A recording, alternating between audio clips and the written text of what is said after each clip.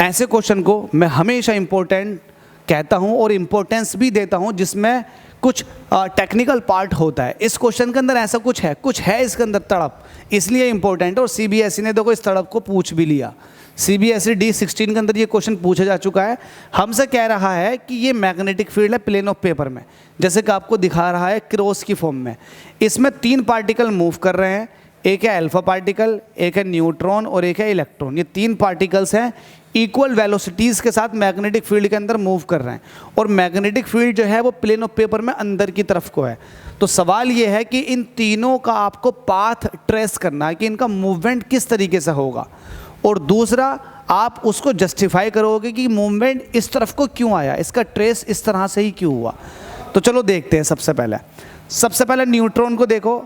अब न्यूट्रॉन जो है एक न्यूट्रल पार्टिकल है, इसके पास किसी तरह का कोई चार्ज नहीं पाया जाता। जब चार्ज नहीं पाया जाता तो किसी न्यूट्रल पार्टिकल को मैग्नेटिक फील्ड में भेजोगे तो उस पर कोई फोर्स नहीं लगेगी, क्योंकि मैग्नेटिक फील्ड के अंदर जो फोर्स का फॉर्मूला होता है वो होता है QBB sin थीटा। अगर किसी पार्टिकल के पास चार्ज 0 है तब भी उस पर कोई मैग्नेटिक फील्ड फोर्स नहीं लगाएगा।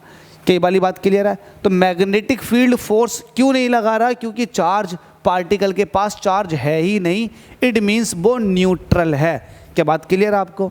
तो न्यूट्रॉन न्यूट्रल था, इसलिए उस पर कोई फोर्स नहीं लगेगा। जब फोर्स नहीं लगेगा तो उसका पाथ जो है वो एक स्ट्रेट लाइन की तरह आएगा, बिल्कुल ट्रैजेक्टरी जो है वो स्ट्रेट लाइन है। तो इसका रीज़न भी समझ में आ गया, इसके बारे में खुद के बारे में भी समझ में आ गया।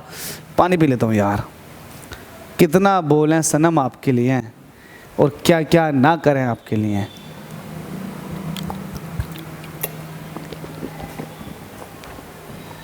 पानी बैठ के पीना चाहिए।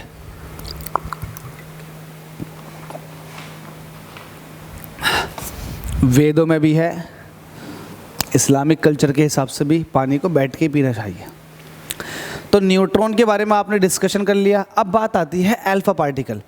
अल्फा पार्टिकल हीलियम का न्यूक्लियस होता है, इस पर चार्ज पाया जाता है प्लस का 2e। अब ये पॉजिटिव चार्ज पार्टिकल है, जैसे ही मैग्नेटिक फील्ड के अंदर एंट्री मारेगा तो according to the Fleming left hand rule इस पर एक फोर्स लगनी शुरू हो जाएगी। डायरेक्शन का पता फ्लेमिंग लेफ्ट हैंड रूल से, ये फिर राइट हैंड पाम रूल के अकॉर्डिंग आप डायरेक्शन का पता लगा सकते हो। चलो फ्लेमिंग लेफ्ट हैंड रूल तो है ही है, लेकिन राइट हैंड पाम रूल से बड़ी ईजिली तरीके से डायरेक्शन का पता लग जाता है। कैसे लगेगा? मैग्नेटिक फील्ड की डायरेक्शन में आप अपनी इस ओपन फिंगर्स को रखो, अंदर की तरफ को मैग्नेटिक फील्ड है। अल्फा पार्टिकल का चार्ज पॉजिटिव है, इसकी वेलोसिटी जो है वो इस तरफ को है। जब इस तरफ को है तो इस पर जो फोर्स लगेगा वो ऊपर की तरफ को लगेगा। जब इस पर फोर्स ऊपर की तरफ को लगेगा लगातार तो इसकी ट्रेजेक्टरी कुछ इस तरह से हो जाएगी, मतलब ये इस तरह से डिफ्लेक्ट हो जाएगा, इस तरह से डिफ्लेक्ट। सही है, बात समझ में आ गई? सिमिलरली अगर आप इलेक्ट्रॉन की बात करोगे तो इलेक्ट्रॉन के पास निगेटिव चार्ज पार्टिकल है और निगेटिव चार्ज पार्टिकल पर भी फोर्स लगता है। फ्लेमिंग लेफ्ट हैंड रूल के अकॉर्डिंग डायरेक्शन अपोजिट हो जाती है निगेटिव चार्ज पार्टिकल के लिए। तो निगेटिव चार्ज पार्टिकल पॉजिटिव के मुकाबले अपोजिट डायरेक्शन में डिफ्लेक्ट हो जाएगा। तो क्या ये आपको अब क्लियर हो गया? भाई मुझे लगता है कि आपको क्लियर हो गया होगा। इतनी सीधी, सच्ची, ईमानदार और अच्छी एक्सप्लेनेशन आपको कहाँ मिलेगी जब आपको इतनी सारी मेहनत से सब कुछ मिल ही रहा है और आपको बेनिफिट भी हो रहा है। तो आप भी कहीं ना कहीं मुझे फाइनेंशियली सपोर्ट कर सकते हैं, डिस्क्रिप्शन में सब कुछ दे रखा। Thank you so much. अगले क्वेश्चन में मुलाकात करते हैं।